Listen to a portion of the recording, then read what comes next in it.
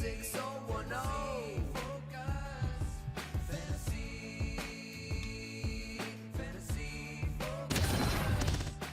and welcome to Fantasy Focus. Today's show is presented by Geico. Switch to Geico. See all the ways that you could save. My name is Daniel Dopp, joined by Mike Clay and Field Yates. It is Wednesday, November 22nd. Guys, this is normally just a rankings show, but because we're in a holiday weekend, this is going to be Thanksgiving week. Obviously, we're not doing shows tomorrow and Friday, so we're going to give you a full gamut of the entire rundown here on Wednesday.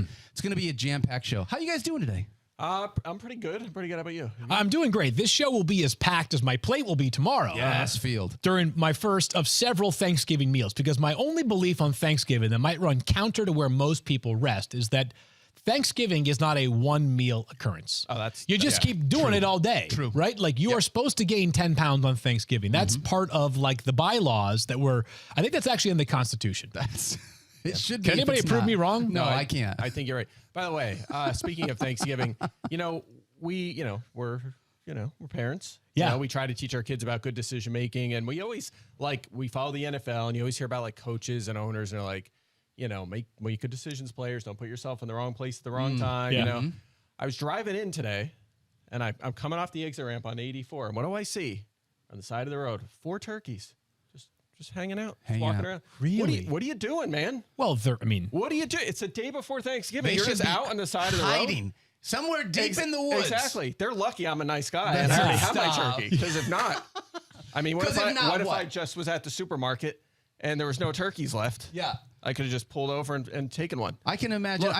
What is this, like a Trail on Burks thing? You're just going to jump out of your car with your Bowie knife and wow, that's a deep cut right there. Maybe. Wasn't it Trail Pun Burks? intended? Was he the one that? Yeah, with the boars. Wasn't it a pig thing? Yeah, I remember like back in the pre-draft process. Yeah, like he went to. I think he's like got some hunting in his background. He went to Arkansas. Maybe I don't know if it was something he picked up while he was in college or not. This is neither here nor there. Yeah, it is something Field would know. You're right. How to actually cook a turkey? Can't help you there. No idea. But in terms of like what players may have previously hunted for a turkey, I'm your guy. Got that down. Yeah, you got down. Yeah, Carson Wentz only eats duck and pheasants on Thanksgiving. His preferred thing to hunt for. You know what I don't need to know? What Dan Orlovsky eats on Thanksgiving, because it's probably basically nothing. Yeah, Dan orders Domino's on Thanksgiving. Stop, Field. Yeah. I didn't need that. No, it's true. By the way, I already got my yogurt for dessert tomorrow. All right. You sick. Time to talk about football. Time to talk about football. Makes me sick. Yeah. Hey, guys, let's jump in. Seriously, we got a bunch of stuff to do. I have a question for you, Field Yates. You were not here on Tuesday, so we cannot talk about how Patrick Mahomes barely outscored C.J. Stroud for the week. Boy, it was close. Honestly, though, real talk, it's been a tough couple of weeks for Patrick Mahomes. It's been a while. 11 weeks, yeah. Is there any chance that you would ever consider benching Patrick Mahomes, or is this just one of those conversations that we have as fantasy managers where it's like, man, we're disappointed, but you can't not play him? I think it's more the latter, right? Because you need to have an incredible option that you added a long time ago. And if you've been holding on to that incredible option up to this point in the season, you probably should have traded one of these two players a long time ago. But just some perspective on Mahomes' struggles. We are now, of course, 11 weeks into the season, so 10 games for the Kansas City Chiefs. They have 7 more, so we're not quite 2/3 of the way, but we are more than half of the way this season. Patrick Mahomes, over the past 3 years, this is the number of games he's had with at least 3 passing touchdowns. Last year, 8. Year prior to that, 7. Year prior to that, 6. So throw away the passing yardage, which is also down for Patrick Mahomes. The quickest way to score points for a quarterback is passing touchdowns. Yep. This year he's got 2 games with at least 3 passing touchdowns. And I understand that there have been opportunities that went by the wayside. Marquez Valdez-Scantling, I'm talking to you. That being said, the Chiefs lead the NFL in drops this season. Their wide receiver play is objectively poor. So I'm not expecting this wide receiver group to overnight during Thanksgiving week get a whole lot better. Meanwhile, trivia. How many games this year do you think the Raiders have allowed 20 fantasy points to a quarterback? I bet Mike knows this. It's 1 or 2. 1. I'll say yeah. 1. Now, I'm not like they've played, every great quarterback in the NFL, but no one really does except for the Jets this year, it feels like. So, yeah, this is a tougher defense than you might imagine. I don't know how many weeks I have Patrick Mahomes as quarterback 5, but here we are, Mike. Yeah, and I'm even lower at QB 7, and I'll just keep piling on. 20-plus fantasy points in one of his last 7 games. He actually had 3 in a row to start the season. He was just under 20 in week 1. 19.58. Yeah, in that, certainly in that range. So he had a couple 20-point games early out of the gate, and then it's kind of fallen apart. As a stats guy, I felt compelled to. That's fine. I appreciate it. That's why you're here. That's why we bring you in. You got all the nuggets there. Yeah. Outside the top 10, 3 weeks in a row, career worst marks in yards per completion, yards per attempt, average depth of throw, touchdown rate, interception rate, drop rate, to your point. As also 0 rushing touchdowns, which is something he's had 2+ every other season of his career since he's been a starter. On pace for a career high in rushing yards, and yet not getting the touchdowns. Yeah. And I did tweet this the other day. You look at the Chiefs' offensive touchdowns per game, because that's really your point, touchdowns, right? That's where the issue has been. By season, since his first year, 4.1 per game, 3.3, 3.2, 3.4, 3.4, pretty consistent, 3.5 range, 2.3 this year. The NFL average is 2.2. Right. They're barely an above average scoring offense so far this season. So, yeah, he's not the same elite guy that he's been in the past. And the question is, can they turn it around? Because there are players that we'd say to you, like, all right, they've been struggling, but there are signs of hope. Whether it was Deontay Johnson for a while when he was getting all that volume, it's like, hey, trust the process here. For Mahomes, like, what reason do you have to believe that these playmakers are going to be getting better? And maybe it's because the wide receivers have been as bad as they have been. But even Travis Kelce hasn't been nearly as nuclear this year as he has been for the last half decade. It may be finally that we have narrowed the gap where next year there is a debate. TJ Hawkinson or Travis Kelce as tight end 1 going into the season. Yeah. The tough part for me in this one is I don't know how to answer your question, Field, because I don't think that this is a Patrick Mahomes thing, right? Like, this is about the guys. He's the best player on the planet still. Yeah. So when you say what's the confidence, or like how do I feel like this is going to get better, it means that the guys around him are just going to have to start playing better, period. I don't know how else to say that. Like, they've got to start making catches. They've got to stop dropping the football. They've got to find better ways to be able to get this wide receiving crew involved. If there was someone here that you wanted to start, it's Travis Kelce. That's it. And then I don't want any of the pass catchers. It's crazy that in a Patrick Mahomes-led offense, there's not a single wide receiver that you want to start in fantasy football in Week 11. We thought Rashee Rice was coming on, but it just hasn't. He hasn't still really playing gotten like 50% of the snaps. Exactly right.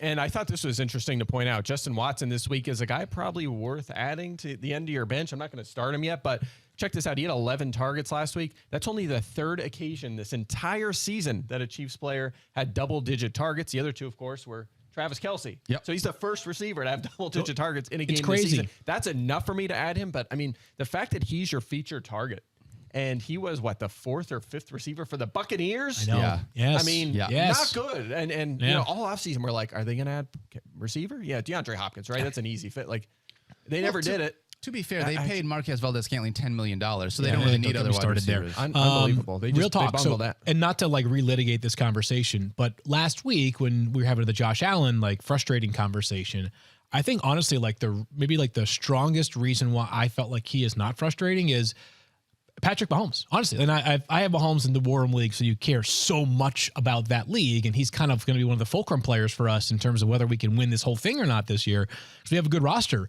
But that's why, is that like, you can sit there and say that, you know, I understand Josh's turnovers can be frustrating, but it's like relative to Patrick Mahomes, Lamar Jackson, probably not Jalen Hurts, right? Like top guys, Burrow prior to the injury, like the waves have been so much more dramatic this year for other quarterbacks. And I think Mahomes probably is chief amongst them because not to bring this up one more time, but the post that I put up in the preseason when I did the quarterback tiers and we got tagged on Instagram and like the first 900 comments were like, how could you not have Patrick Mahomes in front of Josh Allen in your fantasy quarterback rankings? Because fantasy is not reality, people. That's why. And Mahomes has seen a dramatic dip, much more than I expected this year, but it has been frustrating. After this last game, are you going to move over to CJ Stroud in my side of the conversation? Or are you still holding tight with Patrick Here's Mahomes? the reason why I'd say no, is that like Stroud played really well last week. And he has wide receivers. Minus the turnovers, obviously. Yeah. And Patrick Mahomes played poorly and got let down by his receivers and still outscored CJ Stroud. Mm-hmm. Right, there's just more avenues, right? Like just rushing upside. Are there more avenues? There Texans are scoring more fantasy or more touchdowns per game than the Kansas City but the Chiefs. rushing it's such a neutralizer. That rushing, it's such a neutralizer. Yeah, I think it's close. You could go either way. I would probably lean toward Mahomes matchup, assuming the matchup is close. But it is close. It's close. It's very close each week. By the way, for the record, Josh Allen turn it over 5 times a game. I don't care. You're 30 points ahead of the next closest quarterback. Oh, that's he's ridiculous. not frustrating at That's all. a He's been ridiculous awesome in statement. fantasy. Zero frustration there. I'm there as well. Unreal. The idea that you're like, I'm going to throw 10 points away. 10 points aren't going to help me win my fantasy. It's like 30. Who are you starting over Josh Allen? How is he frustrating? You guys are looking at the conversation wrong. Like, it's not about who he's better than. It's about the idea that, like, there are expectations when a guy leads the league in turnovers. Yeah. And that's fantasy points that you lose from your bench. I'm frustrated that he doesn't, like, get better from that perspective. We got to leave this here. We can do. Let's table this for next week, right? Okay. Because I must have missed this conversation because I'm like we already went in on this. Yes, we did. We had a very different stance on Josh Allen and him being frustrating or not, which is fine. But we'll save it for next week when Josh Allen goes into his bye. We could say going into his bye, has he been frustrating or not? We'll talk about that on Wednesday's show next week. I want to be in on that. Yes, please do. Next Wednesday we'll do that one. We got the Bengals here as well, going without Joe Burrow at quarterback. That is going to be a huge thing for this offense, unfortunately. How do you feel, Mike, that this offense is going to look with Jake Browning under center rather than Burrow? I'll be honest with you. I just want Browning to do what he did in that small sample in relief of Joe Burrow, which was a 9.2 average depth of throw, which means he was dropping back and he was pushing the ball down the field. And actually, if you look at his completion percentage, it doesn't look good. But if you look at it adjusted for the distance downfield, it does look good. It looks a little above average. So I don't know how good Jake Browning is going to be, if he's going to be just, horrific, or if he's going to be just competent enough to get the guys, the skill guys, the football. But, I mentioned this on Fantasy Football Now on Sunday, which was the scouting report on him was, he can flourish if he has high-end talent around him, and he has that in Cincinnati. So maybe there's something here. Obviously, I'm nervous for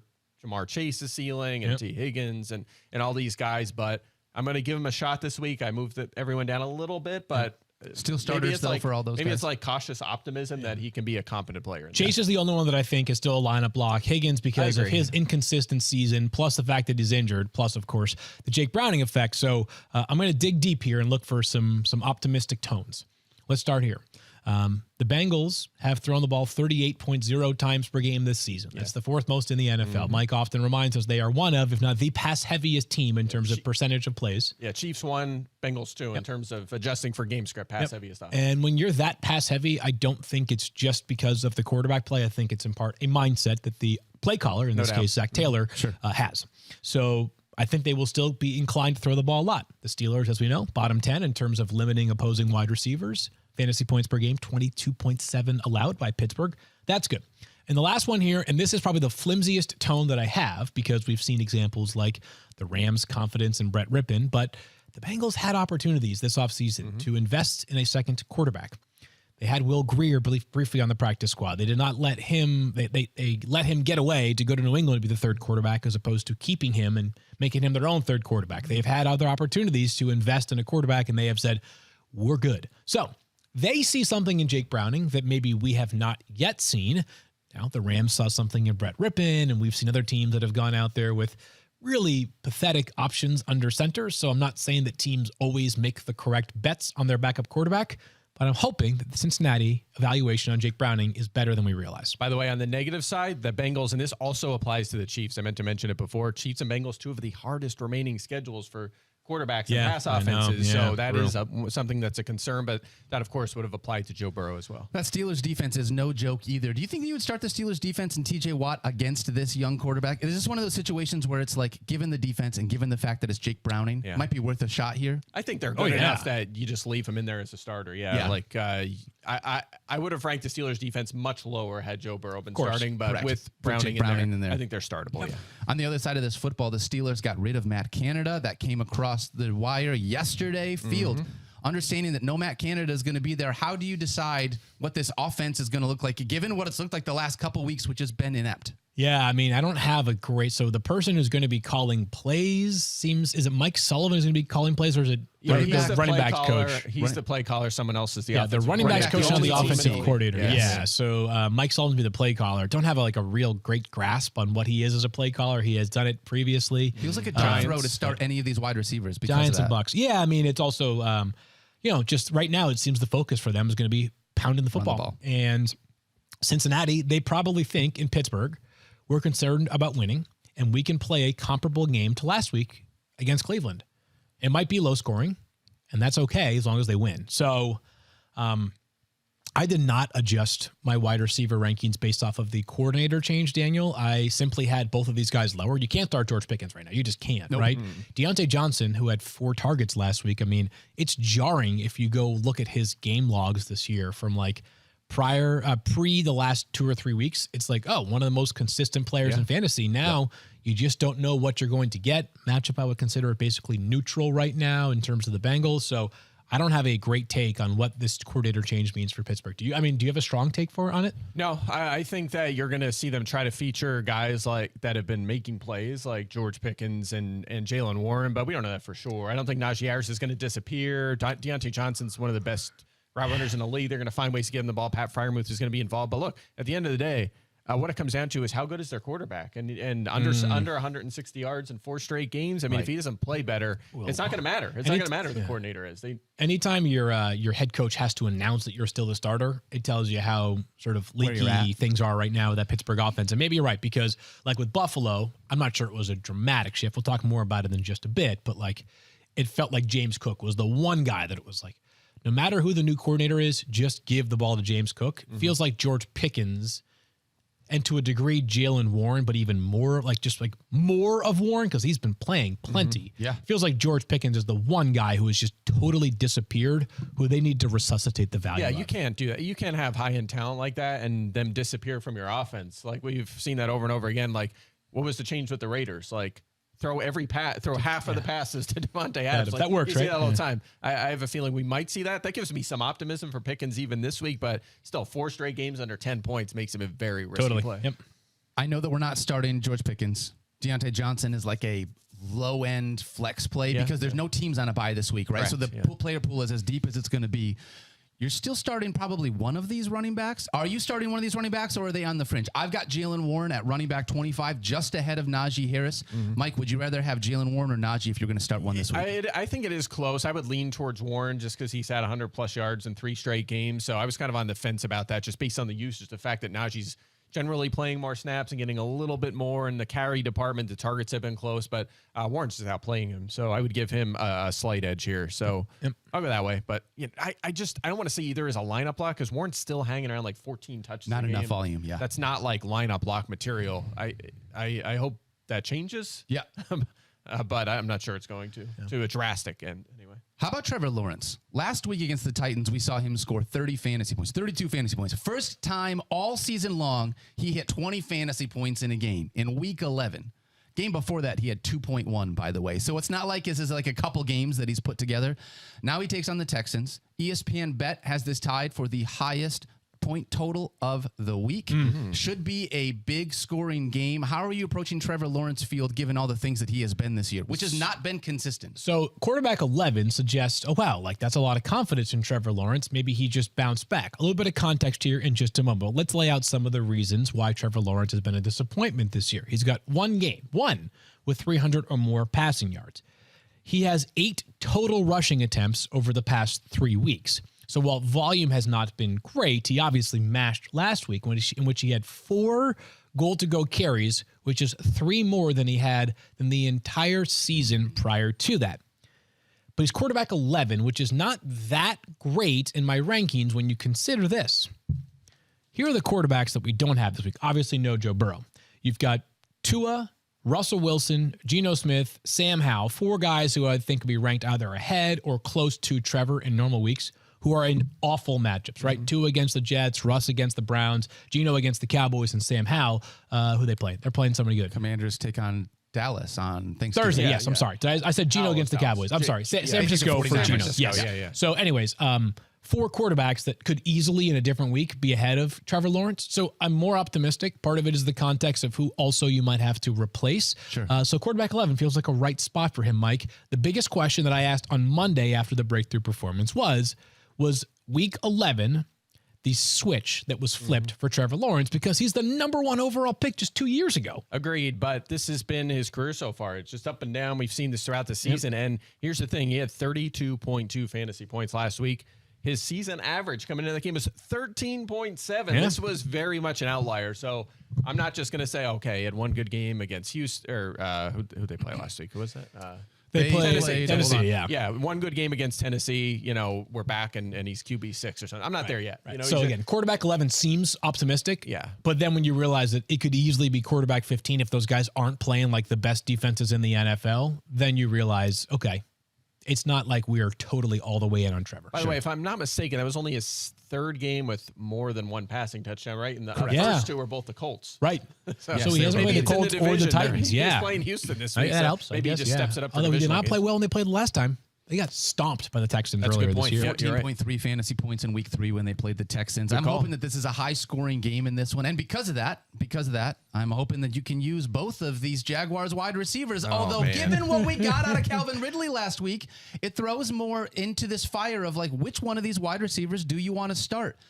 Are you in on Christian Kirk? Are you in on Calvin Ridley? Mike Clay, if you're picking one, and maybe you tell me it's both, or maybe you tell me it's neither. Which Jaguars wide receiver do you like this week? I have them very close again. It's just, if you have them, you're probably starting them in your flex or wide receiver 3 spot. I don't know if I have a good answer here because one of them is more of a higher floor player, Christian Kirk. Yep. And Ridley's all over the place. Now we did suggest last week could be a boom week, and he came through in that one. We did not. You did. I mentioned that extensively on Monday. I said Mike Clay nailed it. Yes, it was a good matchup, and he delivered for us. I actually had just traded for him in my family league before going into that. So I feel like whenever that happens, like the player immediately is tanks, a dud. Right. It was the opposite. It was a pleasant surprise.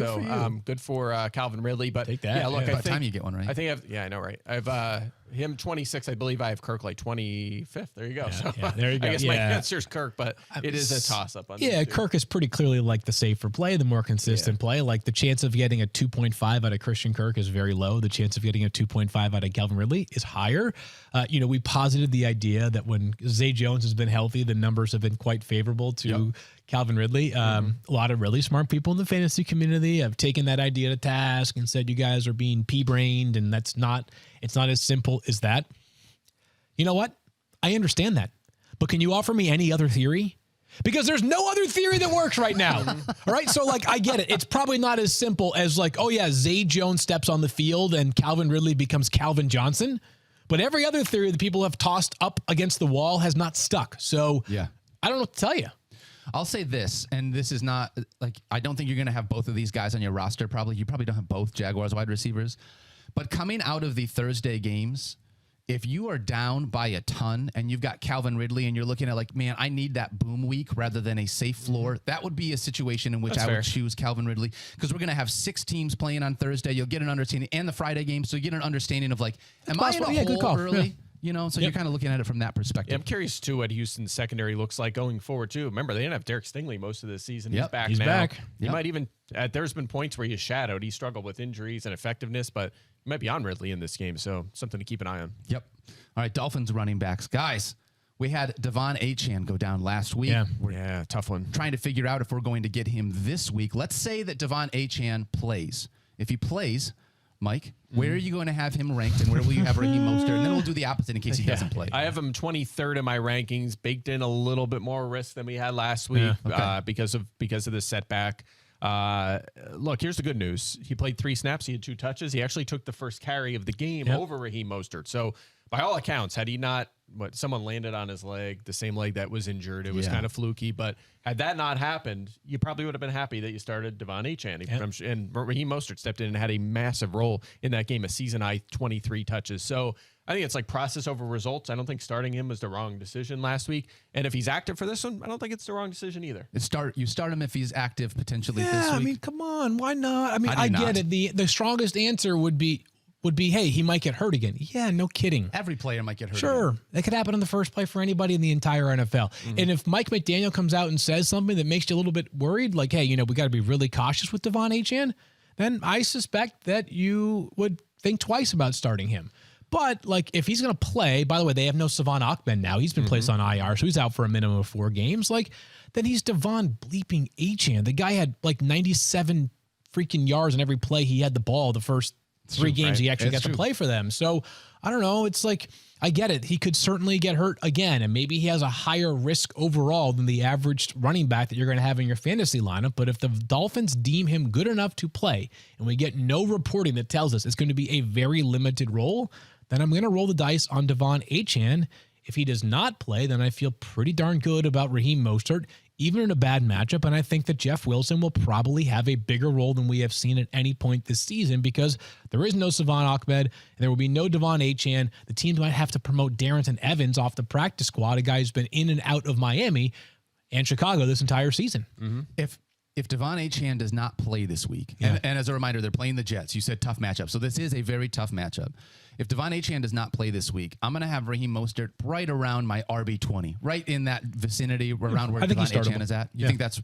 I think he's startable. Yeah, the volume should be out of control, even in a bad matchup. Even in tough. Yeah, Jets are top 10 in fantasy points to running back. So I don't know. Most allowed or fewest allowed? They ninth fewest allowed, or no, excuse me, ninth most fantasy points allowed. Yeah, because no one throws against them. Exactly, so that's right. Well so, but now maybe Miami will tempt it a a bit, but yeah, maybe. So, but I agree. I mean, I think if we remove Achane from the ranks, certainly Mostert's going up, maybe in the RB 15 or something like that. I think we'd see a lot of Jeff Wilson as well. But Mostert again, he had a season high 23 touches last week. He was struggling there for a while, but good bet to score a touchdown. Going to see a lot of volume. They're going to have to run the ball against the Jets. So.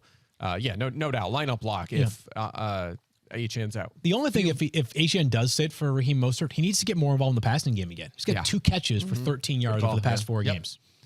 2 for 13 in 4 games. Not enough. That's not enough. You had mentioned this a little earlier when we were talking about Trevor Lawrence field. Usually it feels like Tua Tagovailoa is one of those guys that's like, I can't not start him, given how much they throw the football. This week against the Jets, do you have Tua as a starter? Remember earlier in the season when it was like, against good teams, don't play Tua, and against bad teams, do play Tua? We're back to that? Well, you decide. Are the Jets a good defense or a bad one? Right? I mean, against a good defense, they're a bad team. Right. So like no, they're a great defense, and we saw this last week against Las Vegas. We told you it was a pretty good defense in terms of limiting opposing quarterbacks. The Chiefs, prior to that, did a really good job against Tua. Yeah. I think I would be fading Tua this weekend because the Jets, even in their worst moment, like last week, obviously was a tough go of it against the Bills, but like, I don't know, man. I think I'd, not to bring back Josh Allen one more time, but like Josh is a different beast, right? He's a different beast. And by the way, one of those touchdowns from Josh Allen was an 81-yard catch by Khalil Shakur that was not like a 50-yard catch down the field with 30 yards after the catch. That was like a intermediate route that he just took to the house. So those still count, obviously. But I think this Jets defense is good enough that I would be fading Tua. He is quarterback 15 for me this week. Yeah, I agree. By the way, first 6 games for Tua, 3 top 2 finishes, right? Yeah. So he was boom bust, but he had a lot of big games. In 4 games since that point, his finishes are 22nd, 9th, 15th, and 12th. Wow. So it doesn't really matter what the matchup is. Over the last month, he hasn't been good anyway. Now you're telling me he's facing the Jets, the second lowest yards per pass attempt to quarterbacks? All right, so you're benching Tua this week, Mike. You're also probably benching Tyreek Hill then, right? Obviously. Yes. In my I'm actually just curious. 14 league where we start one receiver, and I have who's our CeeDee Lamb. Oh, CeeDee Lamb. Okay. Yeah. In that one, yes. Otherwise, you're not benching Tyreek Hill. I mean, this would be like the week where you don't pay up for Tyreek Hill and Daly. That's my take. Exactly. That's what there you go. Yeah. I do want to say this quickly. We don't have the Jets on here, but I want to throw this out there. Jets are not going to have Zach Wilson under center. They're going to have Tim Boyle. Upgrade or downgrade? It's an upgrade. Absolutely. Can I tell you why? About that? I think so. Can I tell you why? Okay. You can tell me that you disagree with me. That's fine. I don't mind this. 2021. Yeah. I watched Tim Boyle came in for my Detroit Lions. Yeah. Week 16 and 17. He locked on to Amon-Ra St. Brown. Ooh. That was the Amon-Ra St. Brown breakout 4 game. Ooh. In week 16 and 17, Amon-Ra St. Brown, wide receiver 3. Ooh, I like that. He knows how to be able to get the ball to the guy that you need to get it to in that offense. I'm not saying it's the same offense. I'm not saying that he's going to rescue the Jets. I think there's at least a little glimmer of optimism based on what I have seen in the past of a guy being able to find the guy in the offense to get him the football. So I'm a little bit optimistic because of Tim Boyle. Man, I hope you're right. Did you know that there will be 2 quarterbacks from Xavier High School in Middletown, Connecticut, starting this upcoming weekend? Oh, no way. Shut up. Will Levis and Tim Boyle. Shut up. Tim Boyle, who went to UConn and then finished up at Western or Eastern Michigan. And the great smart football, Chris Brown, if you haven't read his book, it's pretty much like the intro to how to learn about football. It's tremendous. Did point out that Tim Boyle has never had a season in his college or pro career in which he finished with more passing touchdowns and interceptions. No way. Yikes. And it wasn't like he played at a bunch of powerhouses, right? Yikes. So, yeah, I hope that you are correct, Daniel. I don't care if he throws interceptions. Those don't go against Garrett Wilson. That's true. You know what I mean? Like, I'm not starting Tim Boyle. I just want Garrett Wilson to get the volume. All right, let's move ahead. Hope you're right. Yep. Let's talk about the Eagles and the Buffalo Bills. Let's go. Field. Are you going to bench James Cook against this Eagles defense after what he did last week? All right, well, here's the scary part. It's the Eagles, right? Who by far, up until last week, have been the best run defense in the NFL. So I think people are probably going to say, I watched that game on Monday night where the Chiefs couldn't connect down the field with their receivers, but they could run the heck out of the ball. And yet, where are the Eagles in terms of fantasy points per game allowed to running backs this season? A paltry 7.7, by far the best in the NFL. So if you're going to play James Cook, the optimistic take would be, well, he did had 17 carries last week. That was tied for his season high. Yep. He did have a designed goal line target. That play last week was sort of a 3-by-1 set where the three receivers just run that way to get the defense flowing. Clear it all out. Yep. And then James Cook is wide open in the ends or 2-yard line for a touchdown. That was good. But this defense is nasty. It's gonna require another touchdown for a guy that has 3 in 11 games this season for him to pay off. Yeah, and the Eagles have only allowed 2. So let me ask you a question. If you start James Cook, how many points do you need to feel happy? I would say 12. That's exactly what I was going to say. That's a fair number. So do you know how many running backs have reached 15 against the Eagles this season? I'm going to go with 3. 1. And it was a guy who the Eagles allowed to score a touchdown on purpose. Of course. Brees Hall, right? He's the only guy to get to 15, and they intentionally let him score a touchdown. That was 7 points right there because 6 for the touchdown plus the 8 or 9 yards for the run. So the question is, if you start him, do you think Cook's going to have the best game against the Eagles among running backs the entire season? That's what you're hoping. That's what you're counting on. So just something to think about. Mike. It's a great point. I hear you. I still have him ranked as a flex, but he's much lower in our bust ranking. Potential. And I'll say this too: he did have 20 touches last week. Did James Cook? That he had a game with 20 touches earlier this season, week 2, and then he kind of went back down the roller coaster. And so it's not like this is like, all right, new coordinator, we're going to feature him. We don't know that for sure yet. This is one game, and we have seen him used like that before. So. I'm slowing my roll just a little bit, but cautious optimism going forward. Outside the top 25 for a reason. And this week, again, I'm going to remind everybody, no teams on a bye, which means the player pool is as deep as it gets. That's why some of these guys are a little bit other than week rankings. 1. Then I guess in week 1, I also thought guys were good that weren't actually good at football. We didn't know if they were good yet. So now we not only know if they're good at football or not, but they're also all playing. Yeah, baby. Crank them up. All right, Mike, I got a question for you. You're a projections guy here. Mark Andrews, unfortunately, went down. We have lost him. Oh, man. We're going to have both Isaiah Likely and maybe someone else within this receiving core. How are you taking the Mark Andrews targets and splitting them up amongst these Ravens wide receivers and Isaiah Likely at tight end? Yeah, well, I mean, it's good. Odell Beckham has come on a little bit because I distributed some to him, and they've been rotating 4 receivers so they can use them guys. But saying I'm the projection guy and then asking me about Isaiah Likely is not fair. Not fair. I don't know. Like, again, we talked about this Sunday. Isaiah Likely or Taysom Hill? Isaiah Likely at this point. Probably because it's one or the other, perhaps, with Likely. So, we talked about this Sunday, but you look at week 1 when Andrews was out, 71% of the snaps for Likely. So he was their number 1 tight end, 1 catch for 4 yards. Thursday night, Andrews went out early on in that game. 73% of the snaps. He was second on the team with 26 pass routes. These is all good. 2 targets, no catches. But then you look to last season, 3 games where he played over half of the snaps. Around midseason, he had 12 total targets and a touchdown in both games. Yep. So he was good starting caliber fantasy tight end. And then when they rested all the starters in week 18, he had 13 targets, 8 catches, and 103 yards. Great matchup against the Chargers. Third most fantasy points to tight ends. But it's like, which one is it? Is it going to be Likely kind of fills in for Andrews, not to his level, but enough to be a tight end 1 like we saw last year?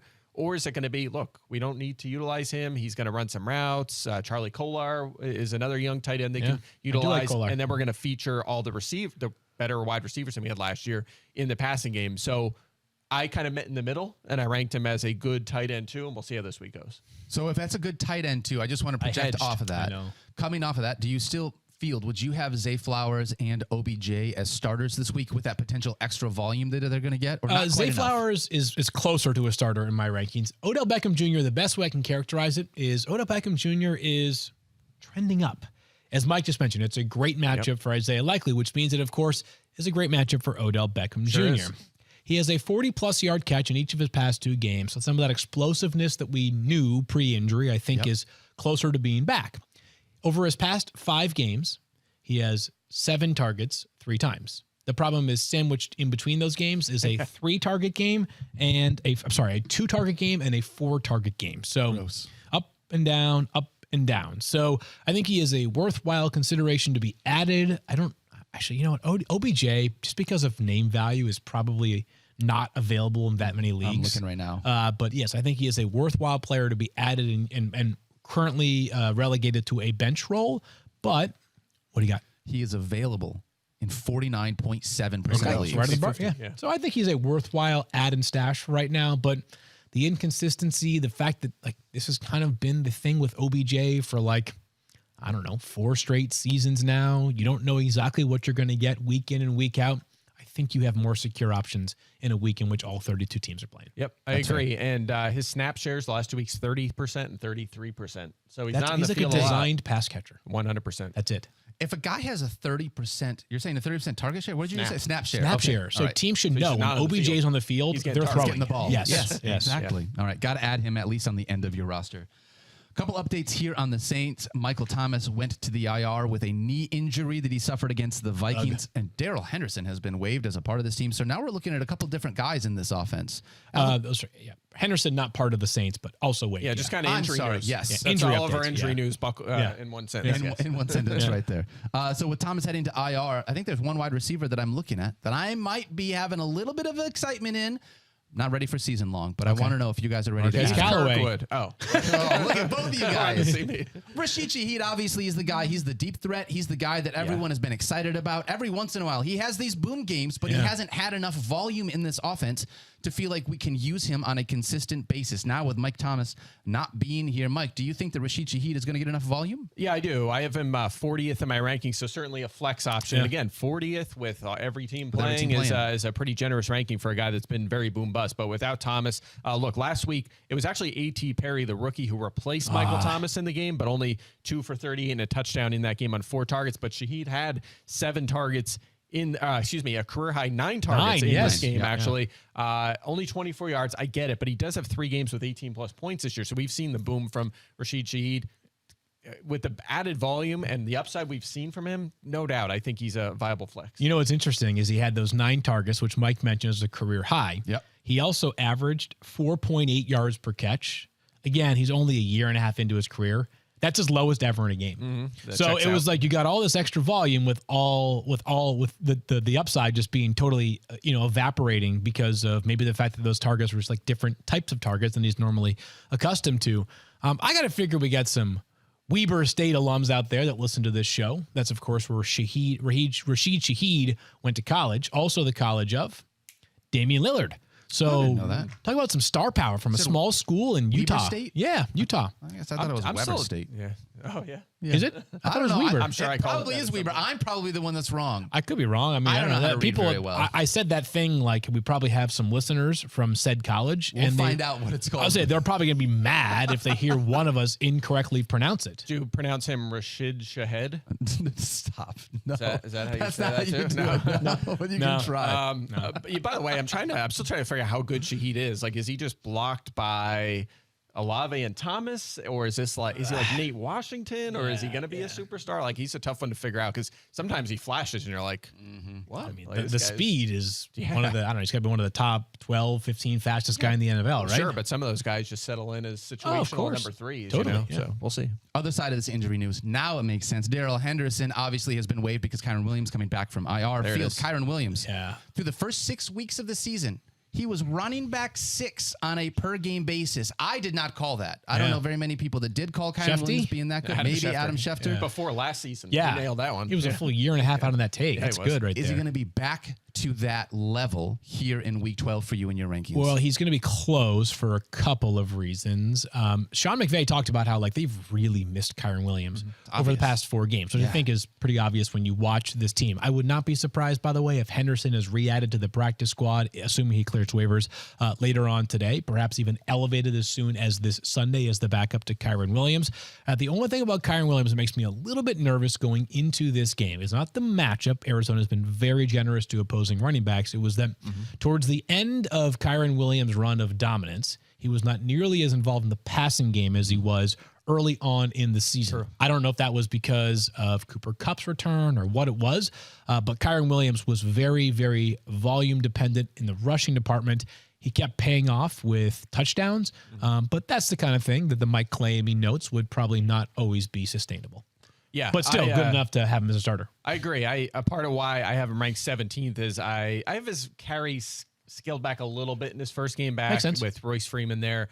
Target share, though, not very high. Yeah. Projected. I'm with you. And in a good matchup against Arizona. But I'll tell you what, I had him lower. I was going to play a little conservative this week. Yeah. They have Henderson. They have Freeman. But when they cut Henderson, it was like you have Royce Freeman, and then you have Zach Evans, who they don't want to touch the ball at all. So that's it. I mean, it's going to be Kyren Williams and Royce Freeman. And I don't know, maybe Henderson does get added to the practice squad and then activated for this game, and they do. I'm sort of anticipating that. The reason why you cut a guy on Tuesday is when a guy's on the roster at 4 p.m. Eastern time on Tuesday of the week, he receives his full paycheck for that week. So if you go from the active roster to the practice squad, it's a much lower number, and the Rams, as has been the case like forever, are tight on cap space right now. So those extra, 50, 60K per week does make a difference.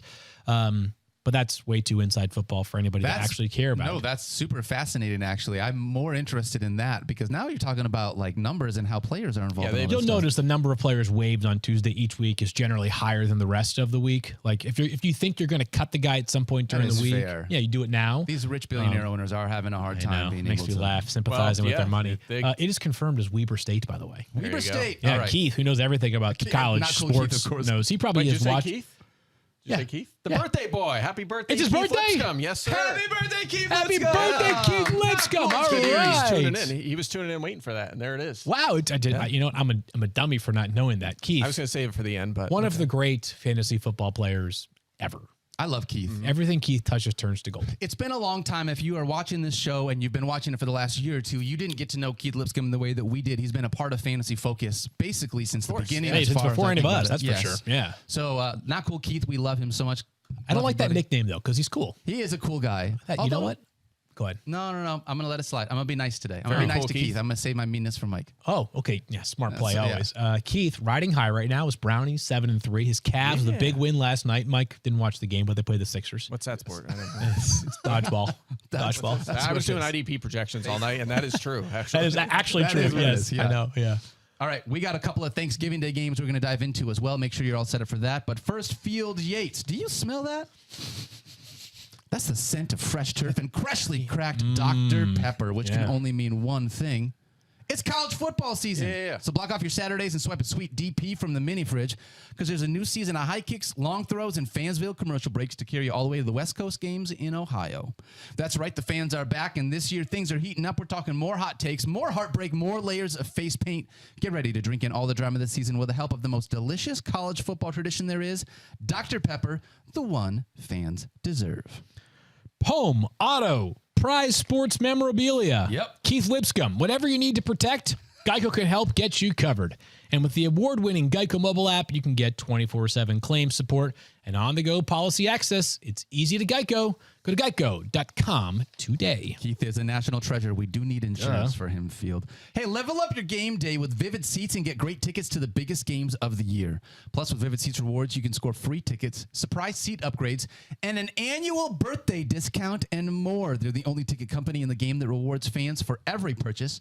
As the official ticketing partner of ESPN, Vivid Seats is offering you $20 off your first $200 ticket purchase with the code FFF. That's code FFF. Visit vividseats.com or download the app today. Vivid Seats. Experience it live. All right, talking Thanksgiving Day games. Yeah. First one up is Lions at Packers. I'm just going to say this quickly. Okay. Lineup blocks for the Lions games are going to be Jahmyr Gibbs, David Montgomery, Amon-Ra St. Brown, and Sam Laporta, even though he struggled. Yeah. Amon-Ra, even without Tim Boyle, still alive. Even without Tim, still alive. Yeah, Laporta, just a couple duds in a row, but still a big part of this offense. Yeah, I'm with you. Yep. When you look at the Packers. No, thanks. Okay, and that's sort of where we're at. You know we are? A.J. Dillon is the green bean casserole of players you can play in fantasy. Don't want it. Complete, man. Does anybody, you like green bean casserole? Call. No. What is the point of it on Thanksgiving spreads? I don't know. I'm not touching it. Thank you. Are you touching A.J. Dillon in your lineups this week? I mean, I have him 29th, so probably not. Yeah, probably not. Leagues, Right. flex option. Yeah, he just had, even when Aaron Jones has been out, he has not delivered the goods this season. You want the stats? Yeah, I have him, but go ahead. You do it. 7 games in his career without Aaron Jones, AJ Dillon. 7 games. Okay. You ready for this? Okay. 7 games he has turned into 81 total carries for 312 rushing yards. That's under 4 yards per carry and a robust 1 rushing touchdown. Meanwhile, he's turned 9 catches on 10 targets. That's about a little over 1 per game for 72 yards and 0 touchdowns. 7 games with 1 touchdown and what should be an outstanding role because it's not just Aaron Jones, but Emmanuel Wilson now banged up. He's not going to play. I mean, they're re-signing Patrick Taylor off of a practice squad somewhere. It is as thin as it could possibly be, and yet I still don't feel good about starting A.J. Dillon. I'm with you. He could play 85% of the snaps in this game and he probably be a will. disappointment in fantasy. I'm with you. They're playing the Lions as well. 4th fewest fantasy points to running backs and the 3rd lowest yards per carry. So this is going to be tough. I mean, you might be looking, if this pans out, you're kind of looking for one of them Brian Robinson lines from the last couple of weeks where he doesn't do a lot as a rusher, but somehow as a long catch or something. But here's the thing. Yeah, that Gus Edwards play. That's a good call. Dillon has not, his best fantasy outing this season is 13.6 points. So with or without Jones, he has not delivered. So who do you got to lead the Packers in rushing yards on Thursday? Jordan Love. A.J. Dillon or Jaden Reed? I'll say Dillon, but that's a good call. 3 carries last week. 46 yards and a touchdown for Jaden Reed. I would still take Jordan Love and his 6 carries over the 13 that A.J. Dillon is going to get. Yeah, we're out on that one. And we honestly, I don't want to belabor the point. I'm out on all these Packers wide receivers. How about Jaden Reed? So how about this? I tweeted this the other day. I'll give you an interesting stat if you want to convince yourself not to touch them. Over the last 3 games, the Packers target leaders are as follows. Romeo Doubs, 14. Luke Musgrave, who might miss this game, by the way, 14. Probably is going to miss the game. Jaden Reed, 14. So it's all 14 so far. Okay. Aaron Jones, 14. Christian Watson, 13. Dontavian Wicks, 13. Yeah. So that is how many? 1, 2, 3, 4, 5, 6 guys in the 13 to 14 range. Their offense right now is not what I hoped, which is force feed to Christian Watson. It's spread it around to everyone. Yep. It seems to be working a little bit for them as of late. So I don't think that's going to change. Now, what could change, though, is Wicks is questionable. Musgrave is not going to play. Perhaps more targets for the wide receivers here, which adds a little value. But I would say your best option is probably Watson, and he's a 12-team league flex option at best. So that's it. What time is the game on? Is it noon? They're always the early game, right? 12:30. Yep. Okay. So that's also the first game you have to make a decision on. So that complicates matters a bit as well. I also do Thanksgiving differently than probably you guys do. My entire life, we do Thanksgiving lunch. Like you do your Thanksgiving in the morning, everything is ready because you sit down to watch the Lions game with your plate. We don't do like Thanksgiving dinner. I think a lot of families do more like that style of thing.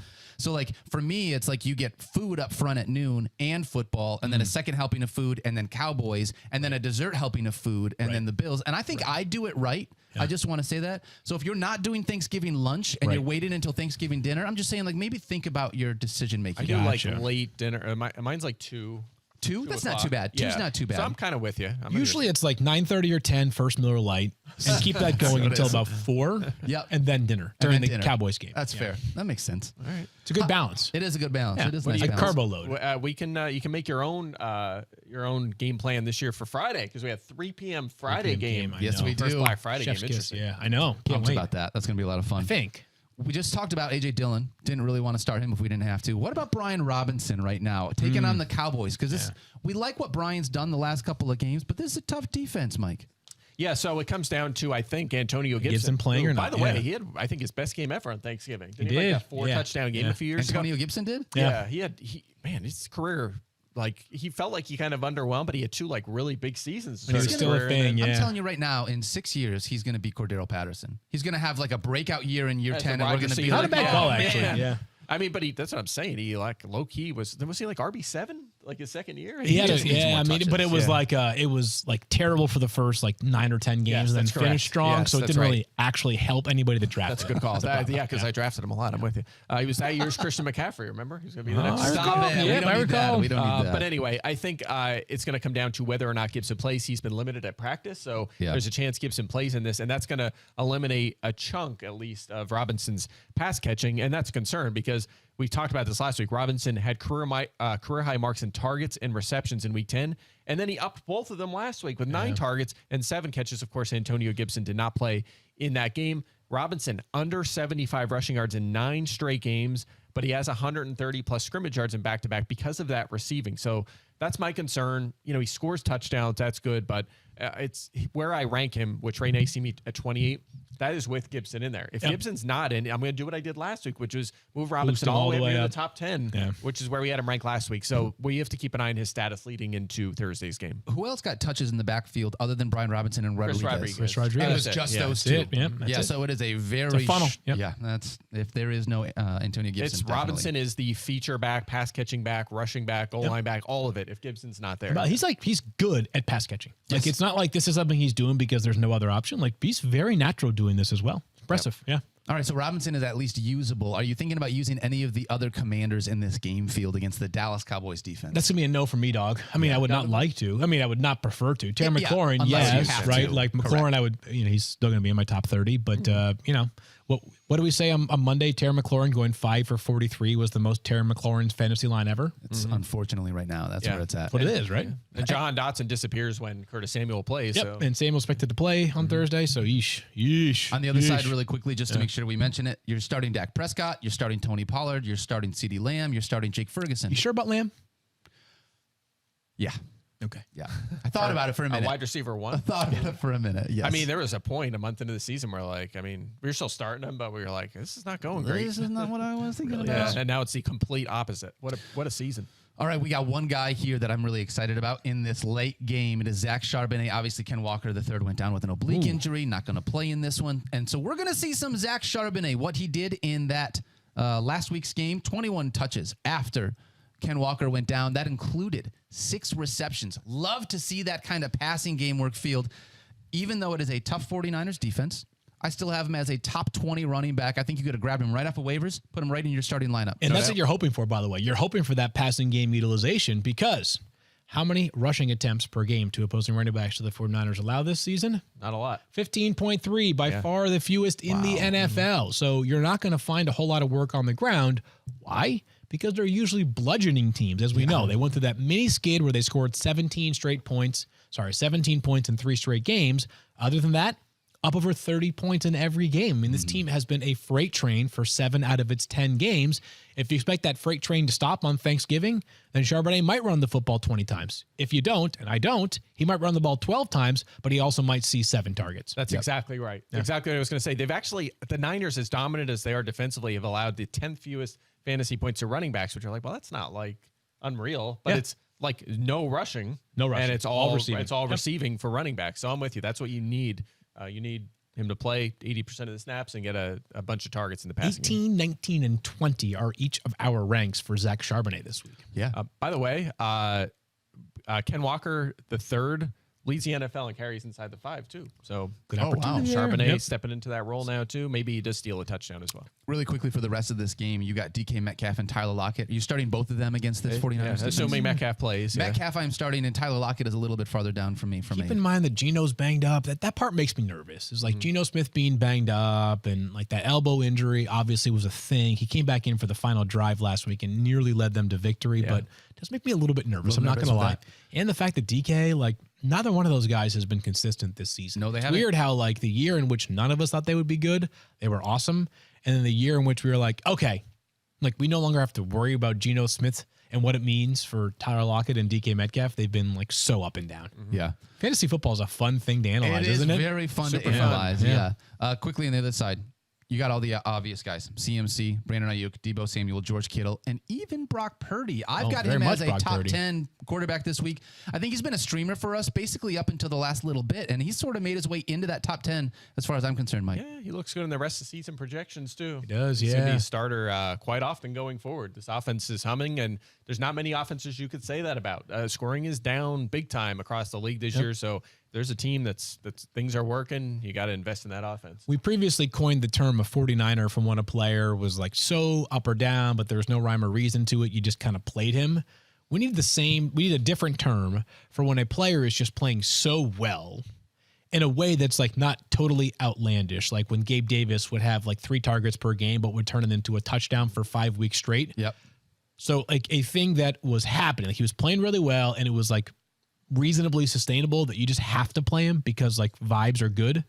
because that's where Brock Purdy is, right? Like, I'm not saying he's a guarantee to go off for 25 points every single week, but he's got a chance. He's playing way too well for me to bench him. Yeah, a lot of 20-point games this year. Yeah. Reminds me of when I did the fantasy baseball podcast with Eric Carabella and Tristan Cockcroft. Shout out to Eric and Tristan because those two guys Happy are Thanksgiving, amazing. guys. Yeah. But Tristan would always talk about if there was still juice in the orange. Like, is there still juice in that Brock Purdy orange to be able to squeeze in? Right now, as long as you're getting it, you kind of keep riding it, right? I can't imagine not riding it. So, Mike, you're the pragmatic one around here. Would you I ride agree. it? But I think on FF now, I said he has like 3 or 4 20-plus point games, and that was before last week. So, yeah, he's had enough good games. He's doing a little bit with his legs. It's kind of just enough to keep him in that top 10 every week. And the offense, of course, again, is one of the few that every week is scoring a lot of touchdowns. Juice in the orange. I like that. I'm stealing that, by the way, Tristan. That's a good one. That's a good one. That is a good one. All right, I want to ask you guys a couple of Thanksgiving things. Do you mind? I'm sort of done with football. I would be honored Yeah. All right. if you asked me Thanksgiving stuff. This is the important stuff. I want to know from a fantasy perspective, who is what is the fantasy storyline that you are thankful for this year? What's the player you're thankful for? What's the thing that's happened? Second? Yeah, I mean, I was just talking about like offenses that are delivering this year, right? And there's one that's the biggest surprise of all with a rookie quarterback, the Houston Texans. Yeah, baby. I mean, fantasy gold this season, and for a while we weren't getting anything out of the running back position, and now we're getting like the second, or does he have the most touches in the league over the last 2 weeks? Devin Singletary. He's got to be very close. They're featuring him. I think he's top 5 in fantasy points, so he's been awesome. But CJ Stroud, thankful for him. I mean, again, all the quarterback injuries, the underwhelming players. He's been awesome this year. Mentioned Singletary, a bunch of receiver. We've had fantasy goodness from all these guys. Tank Dell, what a find by them as a rookie this year. Nico Collins, breakout season in year, I believe it's 3 for him. Obviously, we've had our share of Noah Brown big games, and of course Dalton Schultz after that slow start has been a tight end one. So I'm thankful for the D'Amico Ryans and these Houston Texans. Amen. They've been awesome. Well said there. I'm thankful for the government that at one point moved back the age in which you collect Social Security from 30 to I think it's 65 now. Because otherwise, Keenan Allen would have retired. As Mike, Mike obviously retired. No, he's a slot receiver. He's okay, man. Okay, all right, never mind. So thank you to the government. Not to get political, but thank you to the government. And so Keenan Allen's what I'm thankful for this year. I mean, the guy is unfreaking believable. To be doing this at this age is just remarkable. He's now probably if you were to start a lineup every single week with a receiver, he's got to be easily in the top 5, maybe top 2, right? I mean, it's Tyreek Hill, CeeDee Lamb, Keenan Allen, A.J. Brown. I mean, that's the caliber of player that he has become this season. He stayed healthy, career high. He's projecting for a career high in receiving touchdowns. He's pretty much across the board. They've got nobody else healthy. Tough matchup this week against the Ravens. I still don't care. I'm playing him every single week and feeling great about it. So I'm thankful for you, Keenan Allen. Don't ever retire. Don't listen to Mike. Don't ever retire. Yeah. Do you guys want to hear mine? Yeah, right. Please. What are you thankful for? I have a guess, but it's going to be something nasty and rude about me. It's not about you. Lions. Daniel. Nope. I'm coming after Field in this one. I'm very thankful that Brandon Ayuk has been the wide receiver that he has been. We have a board bet. I said earlier this year, when we were talking preseason, and I said I would rather have Brandon Ayuk at cost than Deebo Samuel, and you were like, you are crazy. Okay. We have a top 20 board bet. Will Deebo Samuel be top 20 or not? Right now, Brandon Ayuk, who I loved, wide receiver 12. Ooh. Deebo Samuel, wide receiver 31. So I have been Is that points per game or is that total points? Points per game. Ooh, I got to get going there. So we're in a spot where like Brandon Ayuk has been a guy within this offense. I have been thrilled with he was a late round investment for me, and he has been unbelievable here within these 49ers. So between him and David Montgomery, that was one of the other guys, but that's like tough because I'm a Lions fan. Right. I'm thankful that you just gave Deebo Samuel the motivation he needs to succeed the rest of the year. I'm thankful that Daniel came into the segment just to be humble in this holiday season. That's exactly what it is. Here's why I'm great. Okay, Yes. I'm thankful for me. I'm thankful like Freddie Mitchell. I'm thankful for my hands. Yes, thankful that's that God what it gave me is. these hands. Yeah. That's what you just did. Was that Carmelo Anthony at the ESPYs like 15 years ago, where he was like doing this really heartfelt speech, and he was like, "Lastly, I want to thank myself. I want to thank me for letting this happen, for having a great year. Yeah, this was really good for this one. It was like college athlete of the year. It's like, thank God, my parents, my teammates, the university, the NCAA, the game of basketball, and lastly, myself. This one's me. Yes, I love that. That's awesome. Honestly, there's so much to be thankful for in fantasy. This has been a very fun year. There's been a lot of injuries. There's been a lot of stuff that's been kind of difficult. But one of the things that I love this year, in all honesty, was the Veterans League that we did. And it's a huge reminder of why fantasy football is so much fun. Because in spite of the fact that we argue on going back and forth at each other on a daily basis, this is what fantasy leagues around the world do. Like we are just 3 normal people doing the same thing that all the fantasy leagues do. And so it's been great to be able to connect with people and be in part of those fantasy leagues. So I think it's just been a lot of fun. Yeah, they're still rolling on. I'm in the middle of this push for the playoffs here. It's a close one. In the Veterans League? Yeah, 4 get in out of That's the 16. Right. Yeah, and 4 to I'm 16. I think I'm the 5 seed right now. So it's a close battle. Been wheeling and dealing. My league is extremely active. Tons of trades, a couple more this week. I just traded Sam Howell for Deontay Johnson. A little bit of a buy low opportunity there. I have Jalen Hurts. So, let me tell you right now. And I'm actually playing against Howell this week now. So It'd be cool if you could take the win you have in the Focus Show League and put it towards your Veterans League so you could have just one extra win. I wish, because I don't need him in the Focus League, because that team is a disaster. Wow. I think I have Charbonnet in that league, actually. And How am I in 6th place in this league? In that league? Weird. I'm in 6th. You know what, though? While Field's looking at this, I actually deserve it. Like, I'm in 6th, even with a bad record, but I've got, like, my points is commensurate with a team that deserves to be in 6th place. So I've got a small chance. Feels like I didn't even check my teams. I'm so good. I do check them, obviously. I to be honest with you, I forgot. I thought, like, in my own brain, it was 2 teams per league, and I was like, I'm not going to make it in the top 2. So I had sort of tuned out the playoff status. Yeah. Were those 2 teams? It's 4. It's 4. I thought it was 2. I'm an idiot. Oh, that's what it is. Okay. I'm thankful for not having to do math for a living. That's right. That's right. Hey, do me a favor if you guys are interested. We have a score report coming out tomorrow. Excuse me, today. Yeah. It's out right now if you go check it out on the ESPN NFL YouTube page. Just moved up 3 times. It did. Tomorrow. Today, now, right now. It's already here. That's how you be able to, like, you make people be excited about it. That's what it is. Yeah. We're doing just a Thanksgiving Day slate, so if you want to check that out, we're talking all the Thanksgiving Day games. It was very fun to be able to do, so check that out. All right. Sweet. Ready? Love you guys. What's your favorite side?